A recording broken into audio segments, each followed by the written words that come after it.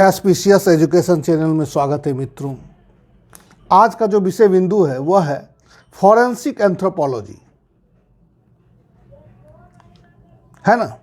Forensic anthropology, इस पर थोड़ा चर्चा करेंगे।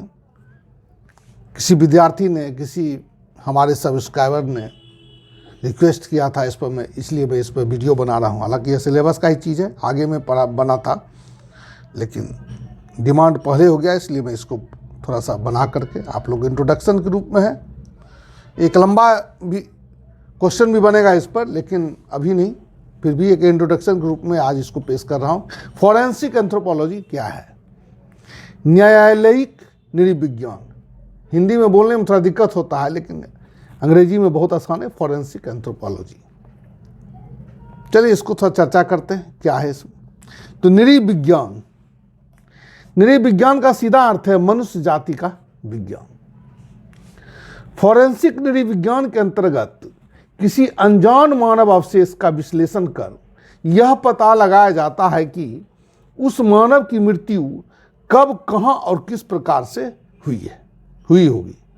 प्रारंभ में मौलिक रूप से मानव के सामाजिक सांस्कृतिक पक्ष के अध्ययन के लिए ही एक शाखा के रूप में सामाजिक सांस्कृतिक मानव विज्ञान का विकास हुआ, परंतु समय के साथ साथ प्रौद्योगिकी यानी टेक्नोलॉजी के विकास का भी इसके अध्ययन में उपयोग होने लगा। विकास के इसी परिप्रेक्ष्य में एक नाम फॉरेंसिक एंथ्रोपोलॉजी का भी आता है। जिस प्रकार से आर्कियोलॉजिकल एंथ्रोपोलॉजी के अंतर्गत खुदाई से प्राप्त विभिन्न जीवाश्म अवशेष के आधार पर जैविक उद्विकास का अध्ययन किया जाता है, ठीक उसी प्रकार से फॉरेंसिक एंथ्रोपोलॉजी के अंतर्गत किसी अनजान व्यक्ति का मानव अवशेष की जांच कर यह पता लगाया जाता है कि किसी व्यक्ति की मृत्यु कब, कहां और किस प्रकार से हुई है। यही कारण है कि फॉरेंसिक एंथ्रोपोलॉजी मानव विज्ञान को सर्वाधिक उपयोग अपराध का पता लगाने में किया जाता है। किसी अनजान व्यक्ति के अवशेष से सूचना प्राप्त करने के लिए अनेक विधि का उपयोग या प्रयोग किया जाता है। उदाहरण स्वरूप मनुष्य के श्रोणि की हड्डियों से लिंग का पता लगाया जाता है, वह पुरुष है या स्त्री है, यानी महिला है। खोपड़ी से भी किसी पुरुष के या महिला होने का पता लगाया जा सकता है। दांतों के जांच के आधार पर 21 वर्ष से कम उम्र के बच्चों का पता लगाया जा सकता है। फीमर, टिबुला तथा फिबुला, है ना, पैर का हड्डी होता है।